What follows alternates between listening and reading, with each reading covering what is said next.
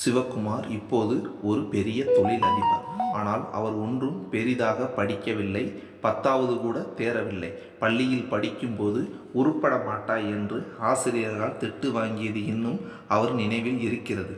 சிவகுமார் வீட்டில் அப்படியொன்றும் பெரிய வசதி கிடையாது.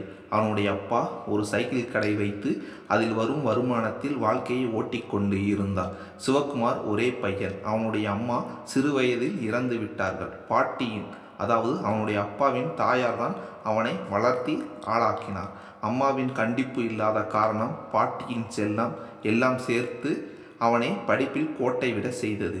படிப்பு ஏறாத காரணத்தால் அப்பாவின் நச்சு தாங்காமல் சிறிது நேரம் சைக்கிள் கடையில் அமர்ந்து அப்பா சொல்லி கொடுக்க சைக்கிளை ரிப்பேர் செய்து வந்தான்.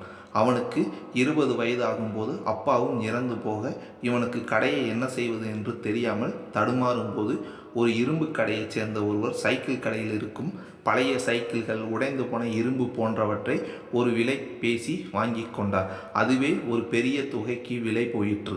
ஆனால் இரும்பு கடை மாணிக்கம் அவ்வளவு பெரிய தொகையை அவன் கையில் கொடுக்க மனம் இல்லாமல், அது என்னிடமே இருக்கட்டும், உனக்கு வட்டி போட்டு தருகிறேன் என்றார்.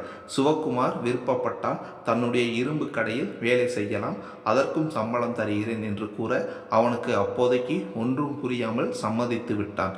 அது மட்டுமல்ல, கடையில் இருந்து கொண்டு மாணிக்கத்தின் மகள் மல்லிகாவை அடிக்கடி சந்திக்கும் வாய்ப்பு கிடைத்தது.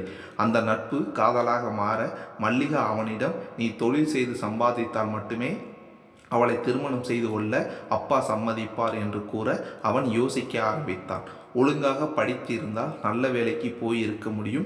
இப்போது வருந்தி என்ன பயன் என்று யோசித்தான். சேராத நட்புடன் சேர்ந்து வகுப்பிற்கு செல்லாமல் ஊர் சுற்றியது, சினிமா பார்க்க அப்பா சட்டை பையிலிருந்து பணத்தை எடுத்து கொண்டு போனது, ஆசிரியர் என்று கூட பார்க்காமல் அவருடைய சட்டையை பிடித்து அடித்தது என்று எல்லாமே நினைவுக்கு வந்தது.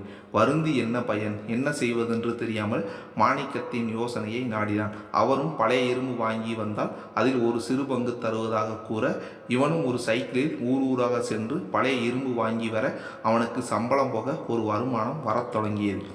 இப்படி சில மாதங்கள் செல்ல மாணிக்கம் ஒரு நாள் மாரடைப்பால் மயங்கி விழ கடையை பார்க்கும் பொறுப்பு சிவகுமார் தலைக்கு வந்தது. கிடைத்த சந்தர்ப்பத்தை நழுவிடாமல் கடுமையாக உழைக்க வியாபாரம் பல மடங்கு உயர்ந்தது. மாணிக்கத்தின் உடல்நிலை மோசமாக சிவகுமார் ஒரு நல்ல மாப்பிள்ளை கிடைக்க மாட்டார் என நினைத்து தன் ஒரே மகளை அவனுக்கு கட்டி வைத்தார். அவனுக்கும் இரட்டிப்பு மகிழ்ச்சி. வியாபாரம், விரும்பிய பெண் இரண்டும் நிறைவேற இன்னும் கடுமையாக உழைக்க மேலும் 2 ஊர்களில் கிளைகள் திறந்து பெரிய தொழிலதிபர் ஆகிவிட்டான்.